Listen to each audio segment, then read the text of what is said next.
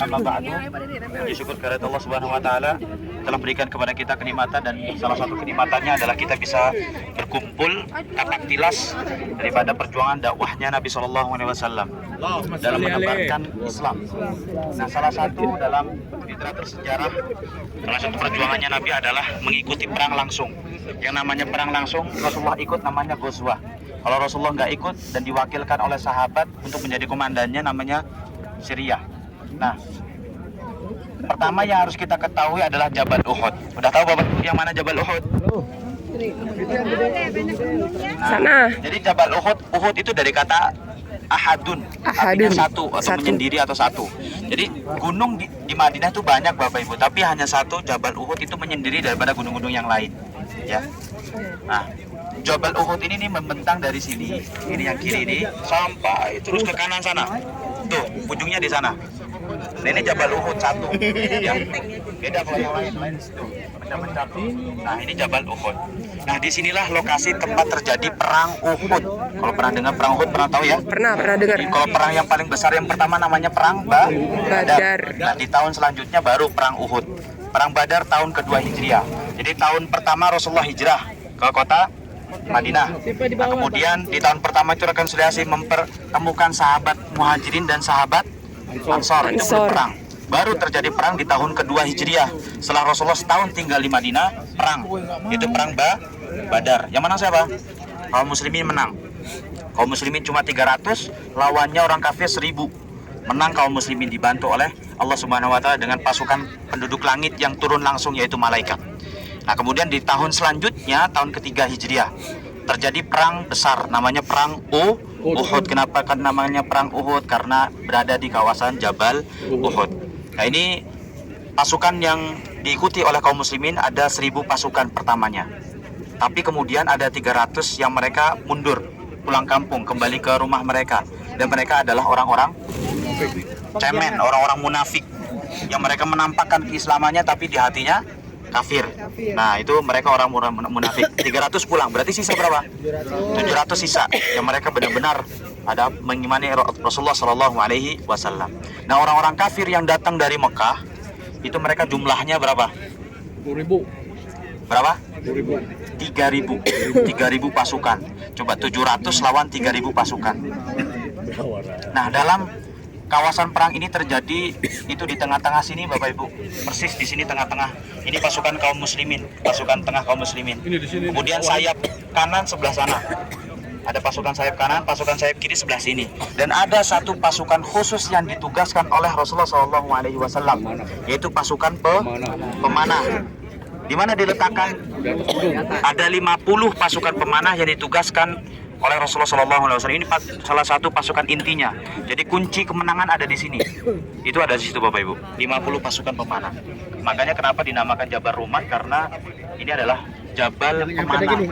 Di situ itu yang orang pada naik di atas. Di situ. Itu 50 pasukan pemanah.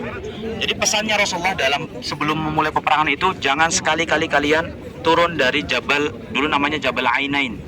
Jangan pernah turun dari Jabal itu, mau dalam keadaan situasi apapun, mau menang mau kalah, jangan pernah turun kecuali diperintahkan langsung oleh Rasulullah. Nah, kemudian terjadilah peperangan di situ Bapak Ibu. Pimpinan ini kaum muslimin dipimpin langsung oleh Rasulullah Shallallahu alaihi wasallam. Di awal peperangan, ya di kancah peperangan itu, kaum kafir Quraisy itu datang. Mekah di sana ya, Masjid Nabawi itu di sana. Kalau dari sini mungkin kelihatan nggak menaranya. Masjid Nabawi itu di sebelah sana. Jadi orang kaum kafir Quraisy itu datang dari Makkah, tapi jalannya lewat sana, datang sini, lewat sana. Ya. Karena ini tertutup, Jabal Uhud nggak bisa lewat sini. Terus ada pohon-pohon kurma, kebun kurma, mereka nggak bisa lewat. Jadi akhirnya mereka harus lewat sana, lewat sini. Nah, ketika mereka datang, setiap mereka datang ke sini untuk kemudian peperangan terjadi, di situ ada berapa tadi? 50 pasukan pemanah. Setiap orang yang datang langsung dipanah. Bisa satu bisa bunuh 2 orang itu. Tadi dilemparkan sekali lemparan langsung 2 orang bisa kena panahnya. Makanya kuncinya di situ. Nah, kemudian di awal peperangan mereka mengalami kekalahan orang-orang kafir Quraisy. Nah, dalam peperangan itu kemudian pasti kalau misalkan terjadi kekalahan, orang-orang yang dalam mengikuti peperangan itu pasti membawa harta, persiapan, bekal, semuanya dibawa. baik itu emas, harta sampai anak istri pun dibawa. Jadi mereka sudah chaos ya. Dalam Quran itu kekalahan, kemudian mereka meninggalkan semua harta yang mereka bawa di sini. Nah, disitulah terjadi fitnah. Ya, kaum muslimin sebagian kemudian mengambil harta rampasan. Harta rampasan nama lainnya adalah ghanimah. Apa? Ghanimah. Ghanimah itu ditinggalkan di sini hingga akhirnya kaum muslimin mengambilnya. Di situ terjadi fitnah. Akhirnya beberapa pasukan pemanah yang disiapkan oleh Rasul itu turun karena mengira sudah selesai peperangan. Kaum kafir sudah kalah. Mereka turun untuk membantu kaum muslimin yang lain untuk mengambil ghanimah tersebut. Ya, dunia nih. Nah, kemudian mereka turun mengambilnya, tapi tidak menunggu arahan dari Rasul. Pesannya tadi jangan turun, mau menang mau kalah. Mereka turun hingga akhirnya ada daripada pasukan kaum kafir Quraisy itu mereka punya pasukan berkuda kavaleri. Ini dipimpin oleh Khalid bin Walid. Pernah dengar nama ini? Pernah. Ya. Ini sebelum dia masuk Islam, dia masuk Islam. Masih jadi kafir. Jadi pada saat perang Uhud itu dia masih kafir. Jadi komandan berkudanya kaum kafir Quraisy yang datang dari Mekah. Nah, dia membawa pasukan berkudanya itu memutar. Dia pulang ke sana tapi dia mutar balik ke sana lewat Itu kan kita tadi lewat kayak parit ya, semacam parit. Dia lewat bawah parit tersebut muter membelakangi kaum muslimin. Kaum muslimin di tengah-tengah sini ya. Ya, pasukan yang yang di bawah, kalau yang di atas di sini. Mereka menyerang dari belakang. Yang tadi ada di sana 50 orang, semuanya turun kecuali 7. Ini pasukan pemanah dipimpin oleh Abdullah bin Jubair. Kecuali Abdullah bin Jubair, pemimpinnya itu tidak turun bersama dengan sahabat yang lain, tersisa 7 orang di sana. Kemudian Khalid bin Walid menaiki Jabal Ainain atau Jabal Rumat itu, kemudian membunuh semua yang ada di atas. Semuanya wafat. Ya Allah. Yang 7 orang tadi yang masih setia memegang perintahnya Nabi SAW.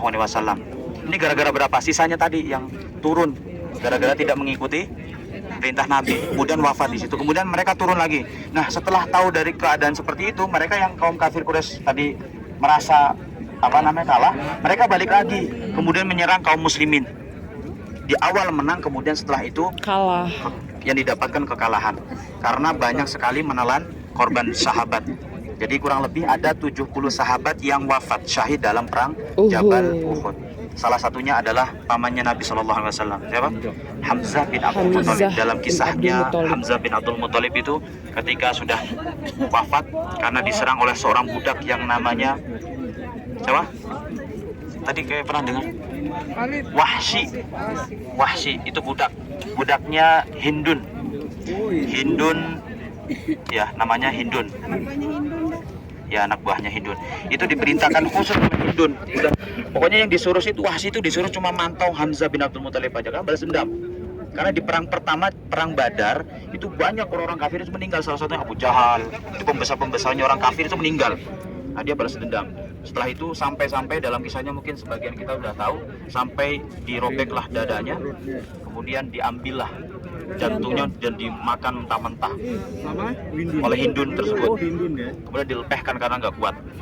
Nah, itu pernah terjadi juga. Kemudian sahabat yang lain ada namanya Hamzah. Ada yang pernah dengar? Hamzah ini sahabat Nabi, dia masih muda, pengantin baru. Dia belum sempat mandi junub. Ya, kemudian mendengar perintah panggilan jihad untuk mengikuti perang Uhud. Belum sempat mandi junub, kemudian ikut perang dan beliau syahid.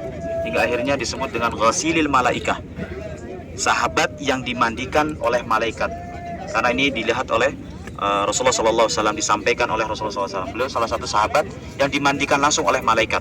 Itu sahabat Hamzah. Kemudian ada namanya sahabat Mus'ab bin Umair. Mus'ab bin Umair ini orang kaya dari Mekah. Tapi di akhir hayatnya karena beliau mengikuti Rasulullah, ya, diputus pembekalan dari orang tuanya yang tadinya dikirimin, kasih duit semuanya disiapkan oleh orang tua, tapi kemudian mengimani Rasulullah, beliau diputus semua ekonominya. Akhirnya beliau wafat dalam keadaan yang begitu luar biasa sederhananya.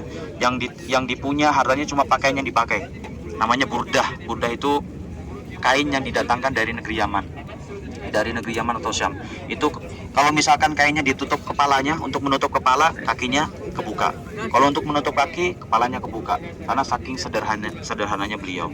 Ini adalah tempat kawasan di mana terjadi perang Uhud. Tahun berapa Bapak Ibu perang Uhud? Masih ingat? Tahun Bukan 1945 dong. Proklamasi itu. Tahun 3 Hijriah. Ingat ya? Tahun 1 Rasulullah hijrah. Tahun 2 perang Badar. Tahun ketiga perang Uhud. Nah, kaum muslimin, apakah kaum muslimin kalah?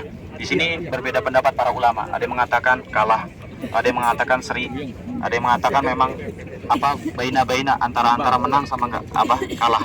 Karena memang yang namanya perang kalah itu pimpinannya itu meninggal atau wafat atau kalah, itu baru kalah. Tapi pimpinannya Rasulullah tidak meninggal. Karena pada saat perang itu Rasulullah kemudian menyelamatkan diri dan bersembunyi di sebelah sana. Bapak Ibu, ada gua Uhud. Di situ tempat persembunyiannya